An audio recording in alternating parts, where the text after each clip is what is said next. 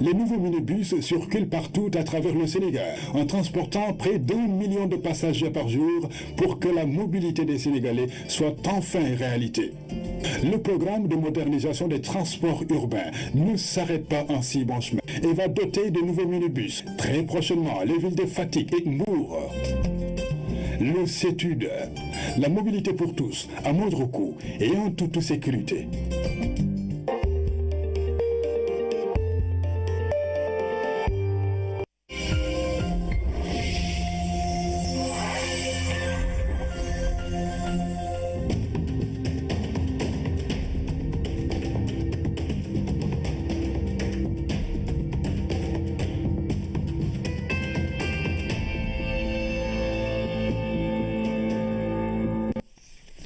Bonsoir à toutes et à tous et merci d'être au rendez-vous de ce 20h. Voici les titres. L'habitat, l'économie maritime et autres secteurs économiques constituent les axes prioritaires de la coopération entre le Maroc et le Sénégal.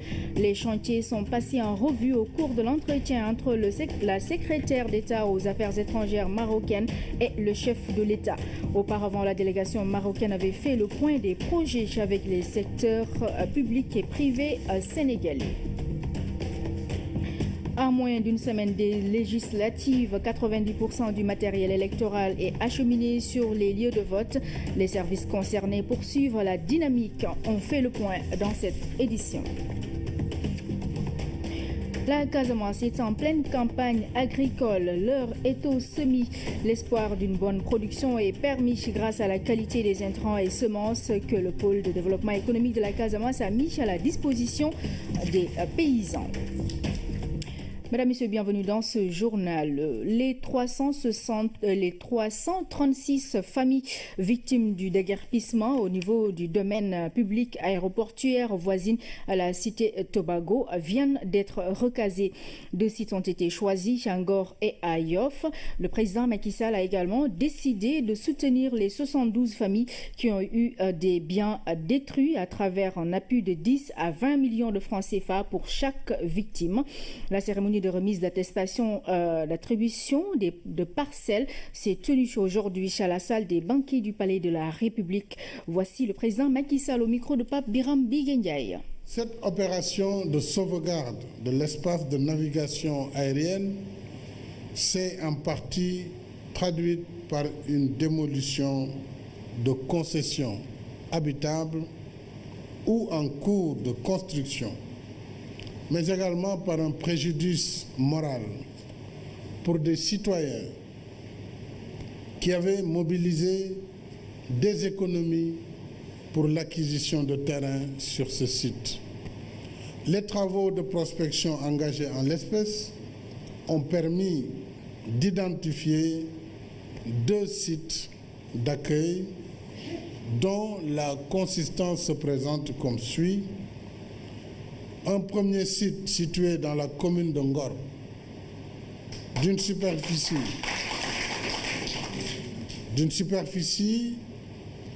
de 6 hectares. Alors ce terrain est la propriété exclusive de l'État du Sénégal et est libre de toute occupation.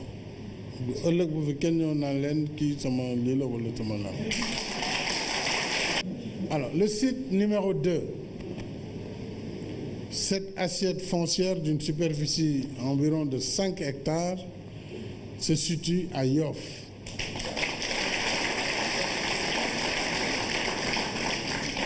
À côté de la route de l'aéroport,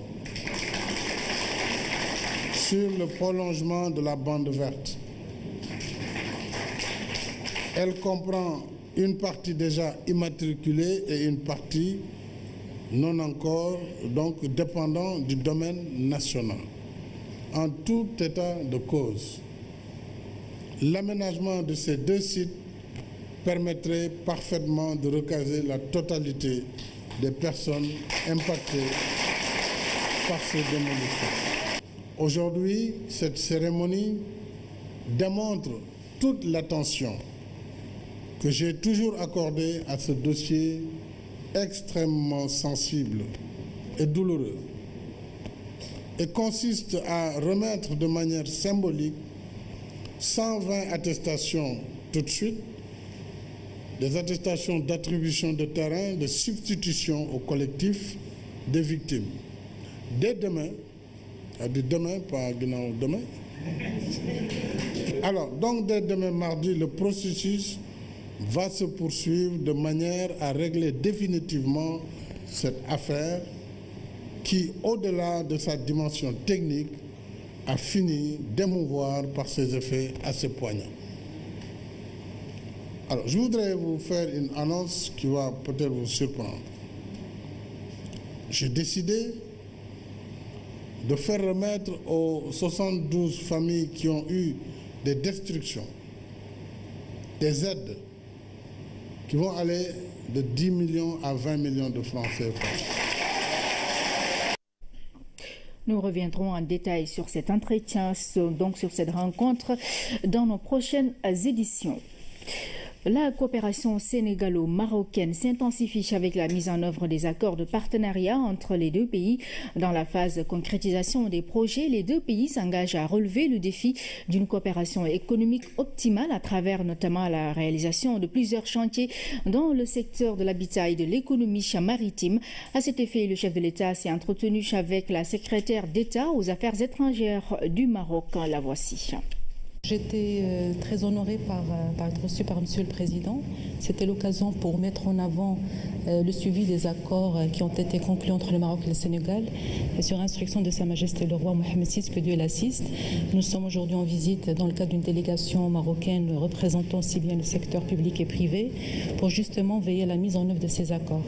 Et nous avons bien informé Son Excellence des réunions que nous avons tenues ce matin pour, disons, assurer l'avancement des projets, pour s'assurer que l'ensemble des engagements qui sont pris par les parties sont bien respectés. Sur la base de l'évaluation que nous avons tenue ce matin pour les projets notamment prioritaires et pour lesquels les deux chefs d'État ont exprimé la volonté de les concrétiser, nous avons évalué, assuré un bon avancement qui a été relevé. De même pour les quelques difficultés, l'ensemble des parties se sont engagées à pouvoir trouver des solutions dans les meilleurs délais afin de respecter l'ensemble des engagements. Alors nous avons des projets qui sont en bon avancement, notamment tout ce qui est pour le pont de débarquement agencé, qui est pour les pêches, donc qui normalement est censé être livré fin de cette année. Nous avons également des projets de logement qui sont en cours de réalisation, en plus d'un ensemble d'actions qui touchent la coopération dans le domaine d'aquaculture, tout ce qui est domaine pêche et tout ce qui est lié à la formation. Le Sénégal et le Maroc donc évaluent la mise en œuvre de leurs accords de coopération. L'objectif est d'échanger sur l'exécution des projets communs et d'en apporter des correctifs si nécessaire. Les travaux qui réunissent secteur privé et public sénégalais et marocain ont démarré ce lundi matin. Compte rendu Mamadou Samambo. Aux affaires étrangères, des directions et services techniques nationaux face au secteur privé et public marocain. Ensemble, ils évaluent la mise en œuvre d'une quarantaine d'accords de coopération signés entre le Royaume chérifien et le Sénégal. Cette présente rencontre constitue ainsi une véritable opportunité d'apprécier le niveau de mise en œuvre de ces accords, de déceler éventuellement les difficultés rencontrées et de trouver ensemble, dans l'esprit qui a toujours animé nos coopérations, des solutions pour les surmonter. Pour la partie marocaine, les projets et accords objets de la rencontre sont dans une bonne dynamique de concrétisation. La qualité des relations qui nous lient au Sénégal, elle porte sur beaucoup de projets, beaucoup d'axes de coopération économique. Ça concerne aussi bien le secteur financier, le secteur des pêches, l'agriculture, le logement. Et donc, en fonction de chaque accord, on constate que toutes les volontés sont là, tous les acteurs sont mobilisés. On sent qu'il y a vraiment une parfaite coordination et accompagnement global pour réussir nos projets. Parmi les projets communs évalués, 2 sont cités comme modèles de réussite. À cet égard, il me plaît de souligner le bon rythme d'exécution de 2 projets phares que sont le point de débarquement aménagé de pêche artisanale à Soumbédioune, ainsi que la cité de l'émergence réalisée par le groupe à Doha, qui prévoit de livrer 6 buildings fin 2017. Le Sénégal est la première destination des investissements publics et privés marocains au sud du Sahara. Pour placer la barre encore plus haut, points focaux et départements techniques des 2 pays sont invités à formuler des recommandations concrètes. Je le disais en titre, 90% du matériel électoral est déjà acheminé sur les lieux de vote.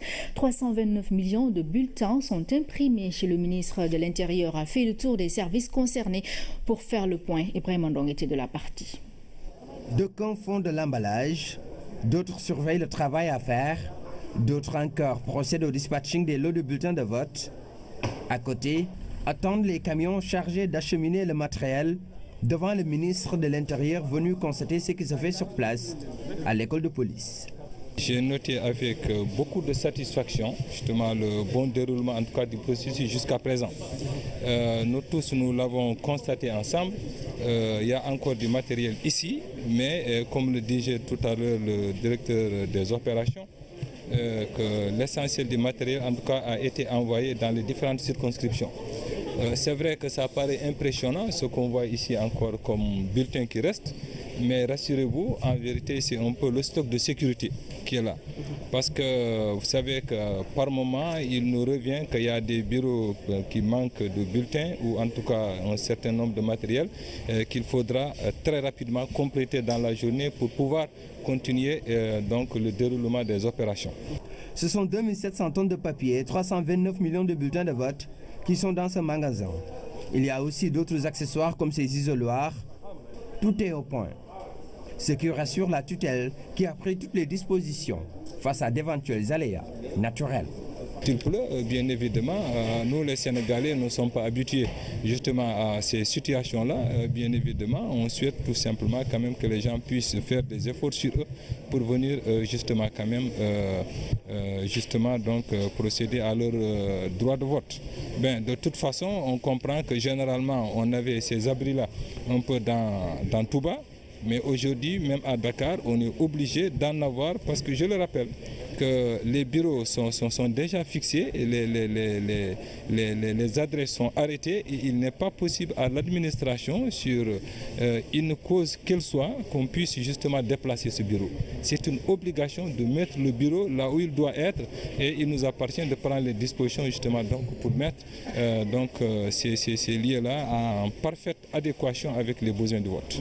Selon le ministère de l'Intérieur, l'acheminement du matériel dans les zones les plus reculées du pays, tout comme à l'extérieur, a commencé depuis plus de 2 semaines. Nous restons avec le ministre de l'Intérieur qui apporte des éclairages quant aux spéculations sur un éventuel report des législatives. Selon Abdoulaye Daouda Diallo, les élections se tiendront à date échue. Le voici. Au regard de ce qui a été fait jusqu'à présent, il n'est pas pensable une seule fois de pouvoir travailler au report des élections. Ça, je pense que ce n'est pas possible. Rien ne devrait justifier un report. Ce n'est pas possible. La date, elle est fixée. L'élection va se tenir, Inch'Allah, le dimanche prochain. Donc, je pense que chacun doit travailler à ce que cela puisse se faire dans de bonnes conditions. Les gens n'ont qu'à aller retirer leurs cartes. On a décidé encore de faire travailler les commissions jusqu'à minuit et même au-delà, si le besoin se fait sentir. Et je crois qu'à partir de cet instant, objectivement, chacun devrait faire ce qu'il doit faire. Maintenant, comme je le dis, si malgré tout ça, il y a encore des difficultés, il y a toujours possibilité de nous retrouver pour dire que voilà, une personne A ou une personne B n'a pas pu retirer sa carte pour une raison ou pour une autre, mais il est possible de lui permettre de faire voter. C'est une question d'identification simplement, parce qu'elle dispose quand même de son ancienne carte d'identité avec le récépissé de dépôt, mais qu'elle puisse voter comme tout le monde. Donc je crois qu'à partir de cet instant, il n'y a pas de difficulté. Je nous disais en titre, la campagne agricole a bien démarré en Casamance. Les agriculteurs s'activent dans les champs et l'heure est au semis. Les paysans disposent de semences et d'intrants de qualité grâce au concours du projet de pôle de développement de la Casamance. Ils pensent qu'avec une pluviométrie normale, la production sera bonne. Le point avec Bachirba. En Casamance, les populations ont repris le chemin des champs, on laboure, on pioche, on brèche, le ciel a ouvert ses vannes et les semences sont disponibles. Pour la région de Kolda, c'est 42 tonnes de semences qui sont allouées à cette région. À l'heure où nous parlons, les mises en place sont effectuées à hauteur de 100% pour ces semences. Pour la région de Sédhiou, c'est un total de 315 tonnes de NPK qui est alloué à cette région. contre 254 tonnes d'urée. Pour la région de Ziguinchor, c'est un total de 83 tonnes de semences. La mise en place continue et les paysans s'approvisionnent déjà. Les moyens de locomotion diffèrent, mais l'objectif est le même, avoir une bonne production. dama ñëw ci engrais fi jënd urle ak pour dem jësante ko ci ceeb bi tracteur bi béy na ba pare léegi tey dañoo bëgg a dem pour jiw. Avec PPDC qui nous donne des semences, en 2015 ils avaient produit 1 tonne, en 2016 presque 1 tonne et demie. Cette année je prévois produire 5 tonnes de riz. Pour une bonne mise en place et une bonne distribution, le PPDC mise sur les organisations de paysans. Personne bu nekk dañ koy jox ñaari saaku engrais, ñaari saaku urée, ñaari saaku ceeb pour hectare. Non la ñuy joxe producteurs yi. Donc il y a une commission de distribution qui est là mise sur place. Il y a le président, il y a un secrétaire et il y a l'adjoint aussi au secrétaire qui sont là. Et chaque commune aussi, on a pris un animateur vraiment qui doit veiller à l'animation auprès des producteurs pour leur sensibiliser comme quoi qu'il y a l'engrais que le PPDC a mis sur place et que vraiment les prix sont vraiment abordables envers les producteurs. Les tarifs sont vraiment exceptionnels. Vous avez dans le temps où l'urée nous coûtait 9 000 francs, l'urée subventionnée par l'État nous coûtait 9 000 francs. Aujourd'hui, nous l'avons à 3 500. D'ailleurs, l'année passée, nous l'avions à 3 200. Donc, c'est vraiment exceptionnel. C'est un grand apport pour le paysan. L'objectif à terme, c'est aussi arriver à une autonomisation en matière de semences. L'espoir est permis. Ils signent des contrats avec les producteurs, ils les accompagnent à produire des semences de bonne qualité et met à leur disposition des sacs pour le conditionnement. Bu njëkk bi dañ doon jógee fii dem ba sayet jënd foofu semence yàlla def na depuis installation PPDC loolu jeex na léegi ñun ñooy béyal suñu bopp semence soo da ci PPDC enquête dañu woo ñu fa ndax ñu mën a def ba semence bi nekk bonne semence qualité. Dans le département de Bignona, Entente Djouloulou a produit 18 variétés de semences en riz. Elle en a vendu jusqu'en dehors de nos frontières. Cette année, on a même fourni à Guinée-Bissau des semences. Donc, la région naturelle, la région principale de Ziguinchor, c'est nous qui avons fourni les semences de nappe et de mangrove. Je pense que cette campagne est bien partie pour, en tout cas, être une bonne campagne. D'autant plus que les intrants sont arrivés à temps. Pour atteindre l'autosuffisance en riz, un objectif a été assigné à la Casamance. Un objectif qui passe par l'amélioration des rendements avec du matériel agricole, des intrants de qualité et une bonne pluviométrie. Le chemin semble balisé. Nous restons avec les activités de la météo, le lien entre les changements climatiques et l'émergence de certaines maladies expliquées aux professionnels de santé. L'objectif de la NACIM est d'aider à une meilleure prise en compte des données météorologiques dans les politiques de santé. Compte rendu Rougui Atouba.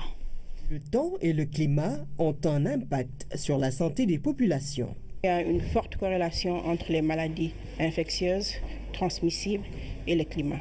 Le paludisme, vous savez que c'est fortement lié à la température et à la pluviométrie.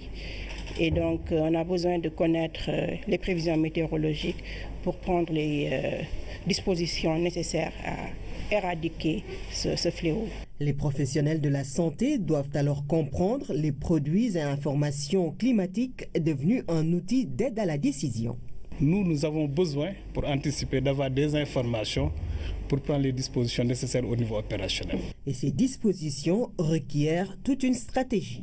Cette stratégie doit être développée dans le domaine de la prévention, dans le domaine de la sensibilisation des populations pour un comportement qui puisse leur permettre de maintenir l'état de santé, mais également dans le domaine de la surveillance épidémiologique et de la riposte. Pour prévenir les risques sanitaires liés au climat, les différents acteurs bénéficient de l'appui de l'Agence américaine d'observation océanique et atmosphérique, la NOAA. Ces 5 dernières années, la NOAA travaille en étroite collaboration avec le National Institute of Health, donc c'est l'Institut national de la santé, Le Center for Disease Control, c'est le centre de surveillance des maladies, pour aussi aider à la prise de décision dans le secteur de la santé publique. Cette collaboration multisectorielle permet un diagnostic des pathologies liées aux modifications climatiques.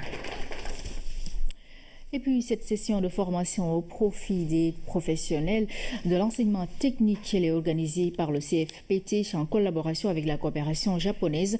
10 pays d'Afrique francophone y participent. Le partage d'expériences est privilégié. Le compte-rendu de Fatoumata Savané. Cette formation de 5 semaines regroupe 22 professionnels de 10 nationalités. Ces formateurs d'Afrique francophone vont bénéficier de savoir-faire dans l'ère du temps. Donc cette année, on a ciblé tout ce qui est microcontrôleur, intervenant plus spécifiquement dans les PIC. Et on a ciblé également la maintenance mécanique, qui aujourd'hui va un peu plus s'accentuer sur la mécatronique. Ça veut dire l'électronique dans la mécanique. Le centre de formation professionnelle et technique, un produit de la coopération sénégalo-japonaise, reste un creuset d'excellence dans l'enseignement des nouvelles technologies. Les perspectives pour continuer le transfert de compétences en Afrique se dessinent. Continuer la mission que le Japon a eu en matière de coopération avec les pays d'Afrique, portant sur l'équilibrage entre les technologies. Et donc cet équilibrage, aujourd'hui, c'est le CFPT qui a la mission de la conduire sous forme de développement de compétences. C'est pourquoi nous avons initié avec le ministère de la formation professionnelle le projet Amélioration de la capacité d'organisation, CFPT, en but d'améliorer davantage le système de gestion de centre dans le contexte où Sénégal opte pour l'autonomisation dans la gestion des centres de formation du pays. Après 5 semaines de formation, ces professeurs dans le domaine technique et de la technologie vont être assez outillés pour aller partager leurs nouvelles connaissances dans leur pays d'origine. Nous reparlons santé. L'excision est une pratique culturelle et non thérapeutique. Elle est pratiquée par de nombreuses communautés. Ses conséquences sanitaires sont nombreuses, gynécologiques, urinaires, psychologiques, entre autres. La fistule pourrait même découler de certaines formes d'excision. Les spécialistes sont partagés. Les journées urologiques 2017 de Dakar ont abordé ces problématiques. Les précisions de Oumar Diaw. Pour des raisons culturelles et certainement non thérapeutiques, de nombreuses communautés à l'échelle du monde pratiquent encore l'excision. Sur une carte du Sénégal, où faut-il chercher la haute prévalence? Vers le Fouladou, à Kolda, dans la région du Nord. Dans ces régions, une très forte proportion de femmes a malheureusement été excisée. Tout le monde n'a pas de problèmes, mais certaines parmi ces femmes ont des problèmes. Parmi les problèmes pouvant être consécutifs à l'excision, il y a les troubles sexuels et même psychologiques, sans compter les conséquences urinaires et gynécologiques, à l'image des fistules. La corrélation ou la non-corrélation entre les mutilations et les fistules est très controversée. Il y a des formes de mutilation qui sont si sévères qu'elles ne favorisent pas l'expulsion du bébé. Conséquence d'un long travail et d'un retard de prise en charge, la fistule, un mal qui affecte et désoriente beaucoup de femmes. Nous avons constaté sur le terrain que beaucoup de femmes ont des difficultés et ne savent pas où aller le dire. On leur dit maintenant, il est possible de vous examiner, il est possible d'identifier avec vous vos problèmes, il est possible d'apporter des solutions. Apporter des solutions chirurgicales réparatrices, un espoir de reconquête de la dignité par la reconstruction. Elle sera non seulement physique, mais au-delà du physique, elle sera également morale et psychologique. Ces femmes étaient laissées de côté depuis trop longtemps. Quant à l'excision, la sensibilisation, le plaidoyer, la législation, tout cela est bien, mais on ne peut pas changer une norme sociale en quelques jours ou en quelques semaines. Il s'agit de travailler au sein de ces communautés à changer une norme en démontrant quand même que c'est une norme qui est nocive. La tâche demande beaucoup de patience et d'efforts auprès des communautés. C'est un travail de fond et de longue haleine qu'il faut poursuivre pour créer la rupture psychosociale nécessaire à la victoire sur l'excision. L'actualité internationale sous forme de brèves illustrées nous conduit en Afghanistan, au Pakistan et aux États-Unis, où le Conseil de sécurité de l'ONU s'est réuni ce lundi. Le récit de Pape Bounachao. Le Conseil de sécurité des Nations Unies en réunion ce lundi pour évoquer les violences à Jérusalem. C'est une initiative de la France, de l'Égypte et de la Suède qui veulent une désescalade de la violence entre Israéliens et Palestiniens, notés ces derniers temps sur la question du maintien des détecteurs de métaux à l'entrée de l'esplanade des mosquées à Jérusalem. En Afghanistan, l'explosion d'une voiture piégée a fait 35 morts dans un quartier à majorité chiite de Kaboul. Les talibans assurent être responsables de l'attentat. Ils ont attaqué la veille un hôpital dans le centre du pays, tuant au moins 35 personnes. Au moins 25 personnes tuées sur le coup et des dizaines blessées. C'est le bilan macabre d'une explosion dans un marché de Lahore, la capitale culturelle du Pakistan. Selon les autorités locales, la déflagration ressemble à une attaque suicide, mais il est encore trop tôt pour se prononcer. Les échos des Jeux de la francophonie Abidjan 2017, le Sénégal a obtenu ses premières médailles grâce à la lutte. Notre porte-drapeau Adama Diatta a décroché la médaille d'or chez les moins de 61 kg. Safiatou Boudiaby chez les moins de 58 kg a gagné une médaille d'argent, de même que Jean-Bernard Diatta chez les moins de 70 kg. Le reportage de nos envoyés spéciaux à Abidjan, Blaise Mikilan et Abdelaziz Ban. L'hymne national du Sénégal retentit au Palais des Sports d'Abidjan.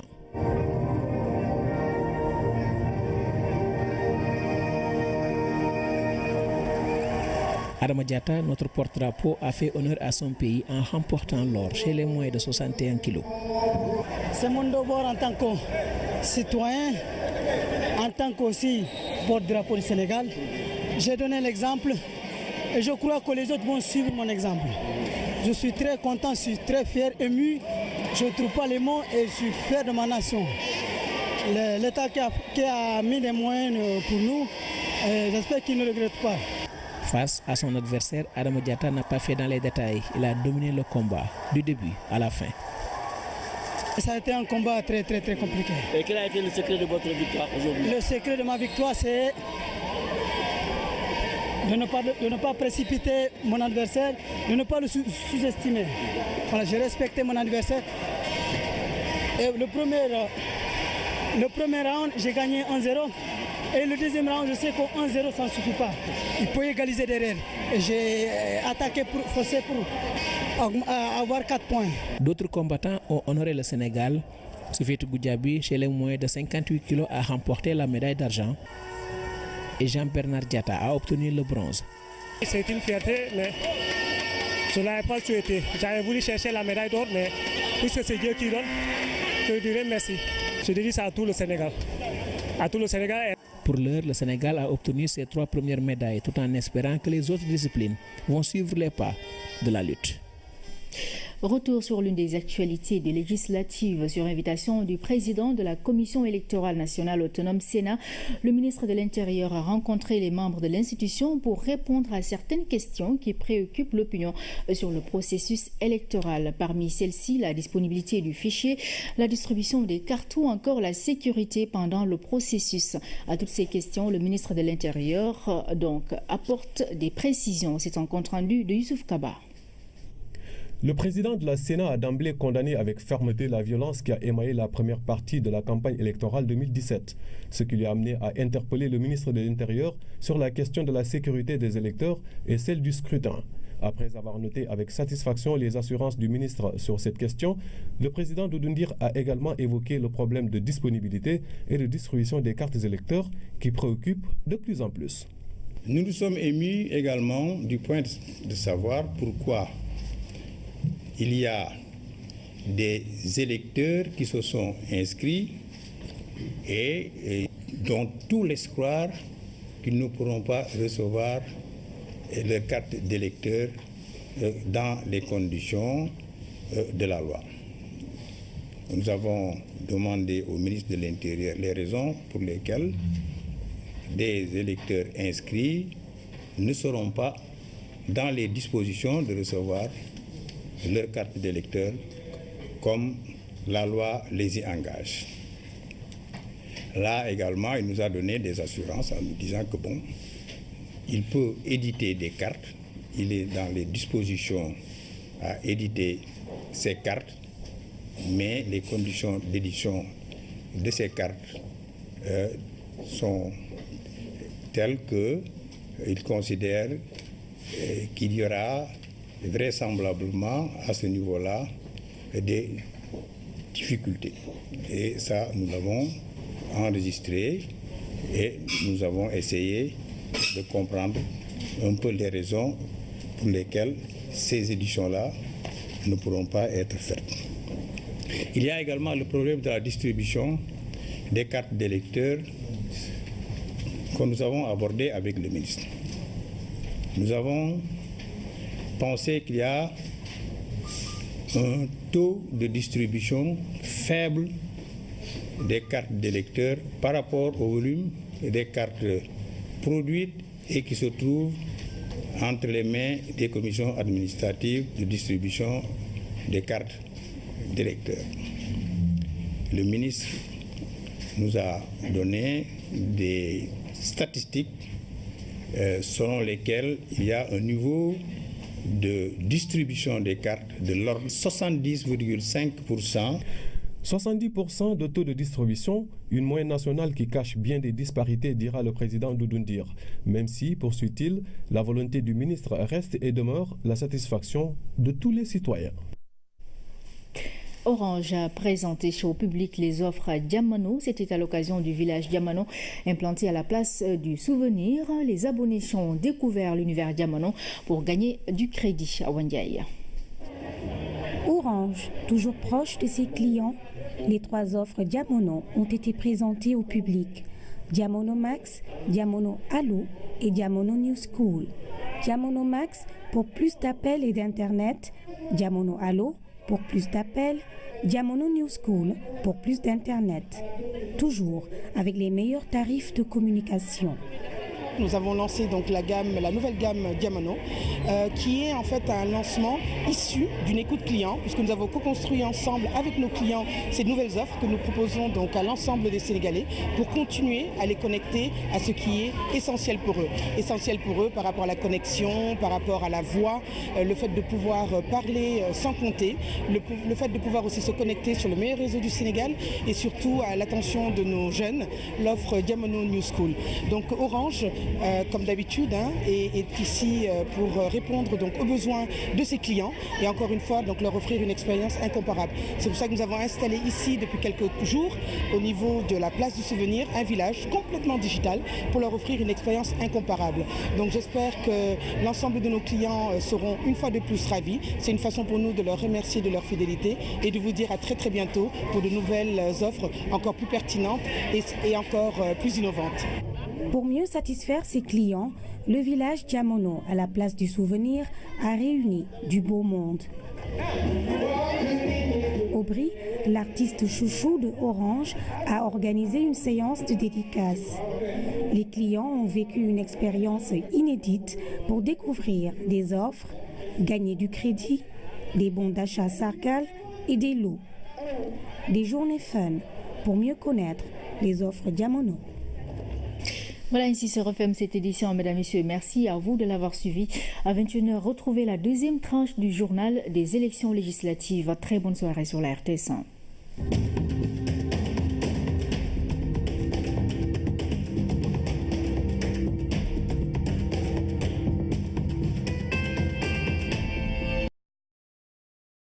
Citoyens qui avaient mobilisé des économies pour l'acquisition de terrain sur ce site. Les travaux de prospection engagés en l'espèce ont permis d'identifier 2 sites d'accueil dont la consistance se présente comme suit. Un premier site situé dans la commune de Ngor, d'une superficie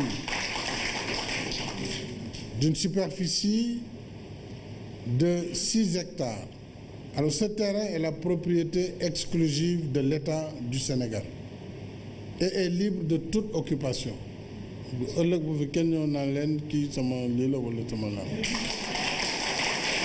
Alors le site numéro 2, cette assiette foncière d'une superficie environ de 5 hectares se situe à Yoff.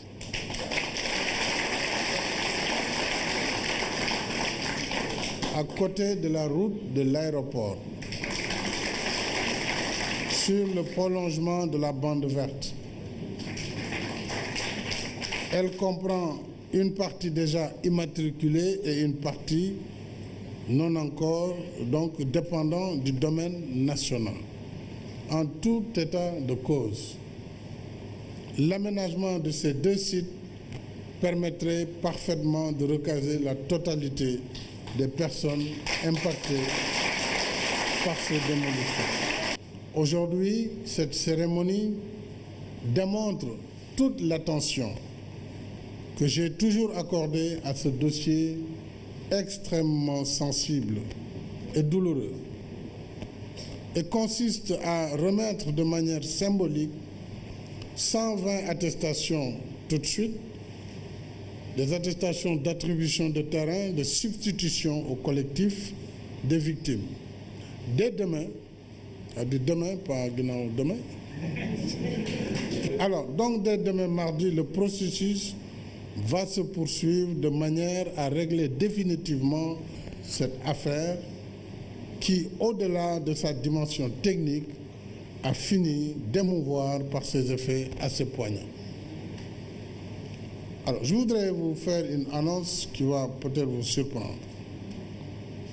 J'ai décidé de faire remettre aux 72 familles qui ont eu des destructions, des aides qui vont aller de 10 millions à 20 millions de francs CFA. Nous reviendrons en détail sur cet entretien, donc sur cette rencontre, dans nos prochaines éditions. La coopération sénégalo-marocaine s'intensifie avec la mise en œuvre des accords de partenariat entre les deux pays. Dans la phase de concrétisation des projets, les deux pays s'engagent à relever le défi d'une coopération économique optimale à travers notamment la réalisation de plusieurs chantiers dans le secteur de l'habitat et de l'économie maritime. À cet effet, le chef de l'État s'est entretenu avec la secrétaire d'État aux Affaires étrangères du Maroc. La voici. J'étais très honorée par être reçue par Monsieur le Président. C'était l'occasion pour mettre en avant le suivi des accords qui ont été conclus entre le Maroc et le Sénégal. Et sur instruction de Sa Majesté le roi Mohamed VI, que Dieu l'assiste, nous sommes aujourd'hui en visite dans le cadre d'une délégation marocaine représentant aussi bien le secteur public et privé pour justement veiller à la mise en œuvre de ces accords.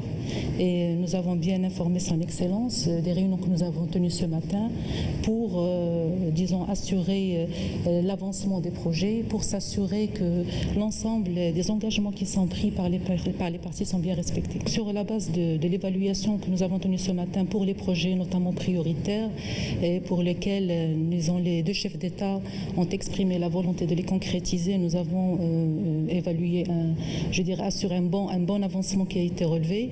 De même pour les quelques difficultés, l'ensemble des parties se sont engagées à pouvoir trouver des solutions dans les meilleurs délais afin de respecter l'ensemble des engagements. Alors nous avons des projets qui sont en bon avancement, notamment tout ce qui est le pont de débarquement agencé, qui est pour les pêches, donc qui normalement est censé être livré fin de cette année. Nous avons également des projets de logement qui sont en cours de réalisation, en plus d'un ensemble d'actions qui touchent la coopération dans le domaine d'aquaculture, tout ce qui est domaine pêche et tout ce qui est lié à la formation. Le Sénégal et le Maroc donc évaluent la mise en œuvre de leurs accords de coopération. L'objectif est d'échanger sur l'exécution des projets communs et d'en apporter des correctifs si nécessaire. Les travaux qui réunissent secteur privé et public sénégalais et marocain ont démarré ce lundi matin. Compte rendu Mamadou Samambo.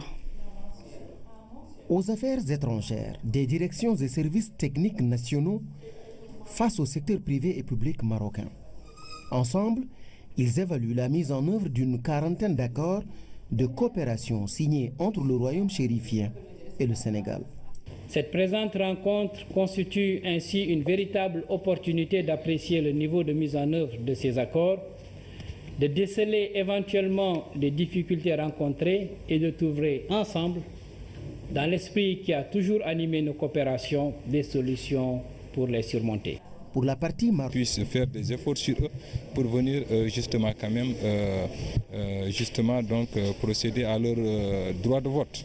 De toute façon, on comprend que généralement on avait ces abris-là un peu dans Touba, mais aujourd'hui, même à Dakar, on est obligé d'en avoir parce que je le rappelle que les bureaux sont déjà fixés, et les adresses sont arrêtées et il n'est pas possible à l'administration, sur une cause qu'elle soit, qu'on puisse justement déplacer ce bureau.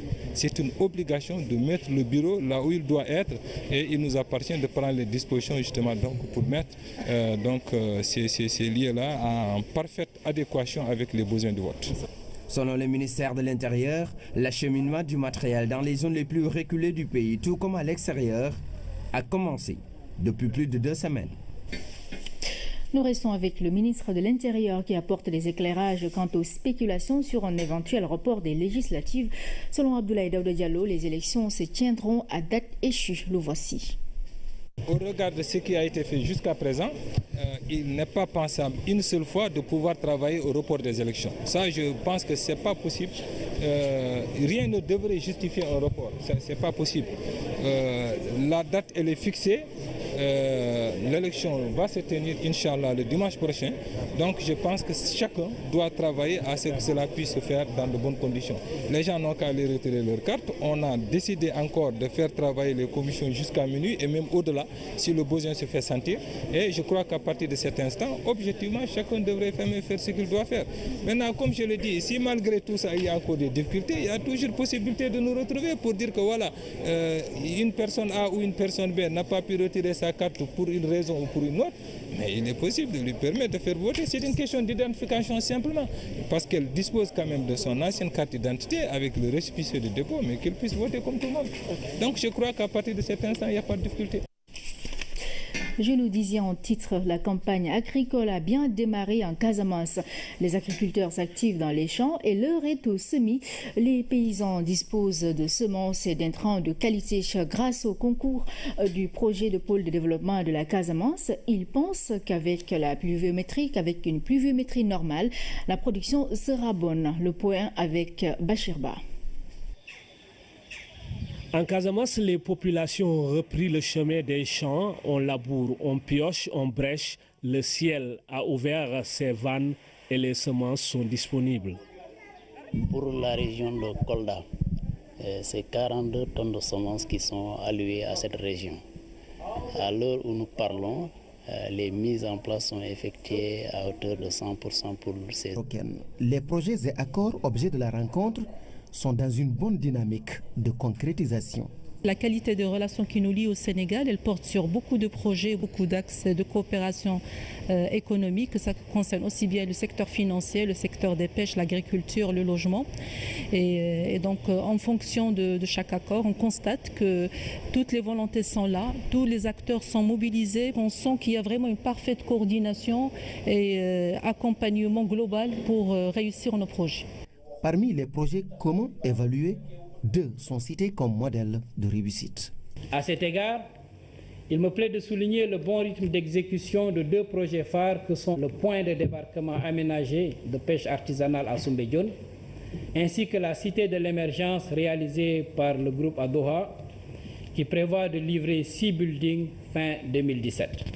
Le Sénégal est la première destination des investissements publics et privés marocains au sud du Sahara. Pour placer la barre encore plus haut, points focaux et départements techniques des 2 pays sont invités à formuler des recommandations concrètes.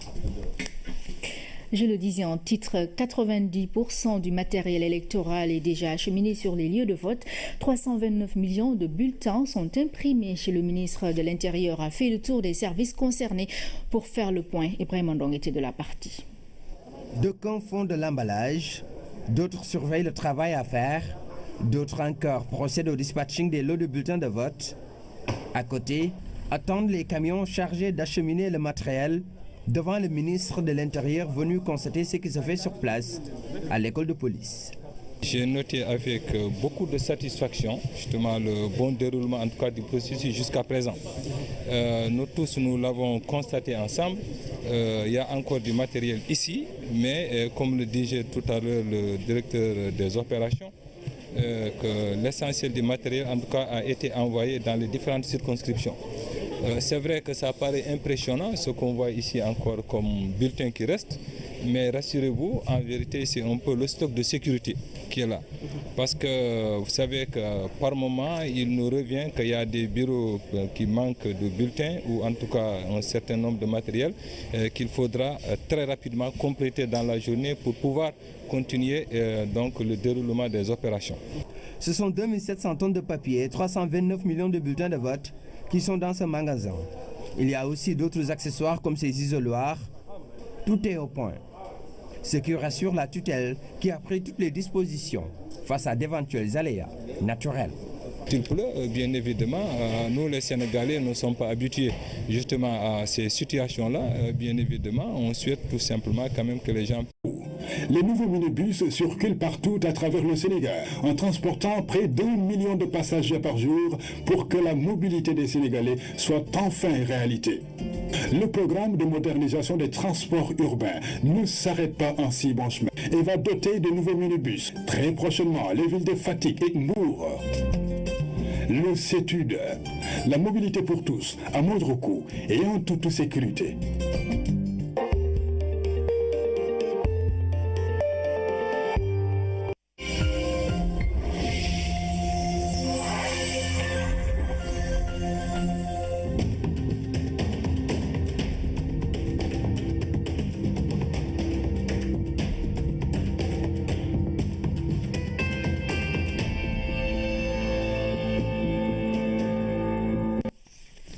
Bonsoir à toutes et à tous et merci d'être au rendez-vous de ce 20h. Voici les titres. L'habitat, l'économie maritime et autres secteurs économiques constituent les axes prioritaires de la coopération entre le Maroc et le Sénégal. Les chantiers sont passés en revue au cours de l'entretien entre la secrétaire d'État aux affaires étrangères marocaine et le chef de l'État. Auparavant, la délégation marocaine avait fait le point des projets avec les secteurs publics et privés sénégalais. À moins d'une semaine des législatives, 90% du matériel électoral est acheminé sur les lieux de vote. Les services concernés poursuivent la dynamique. On fait le point dans cette édition. La Casamance est en pleine campagne agricole. L'heure est au semis. L'espoir d'une bonne production est permis grâce à la qualité des intrants et semences que le pôle de développement économique de la Casamance a mis à la disposition des paysans.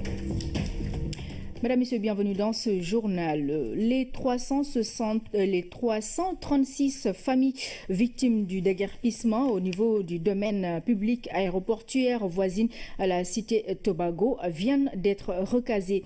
Deux sites ont été choisis, Changor et à Yoff. Le président Macky Sall a également décidé de soutenir les 72 familles qui ont eu des biens détruits à travers un appui de 10 à 20 millions de francs CFA pour chaque victime. La cérémonie de remise d'attestation d'attribution de parcelles s'est tenue aujourd'hui à la salle des banquiers du Palais de la République. Voici le président Macky Sall au micro de Pape Biram Bigendiaye. Cette opération de sauvegarde de l'espace de navigation aérienne s'est en partie traduite par une démolition de concessions habitables ou en cours de construction, mais également par un préjudice moral pour des sites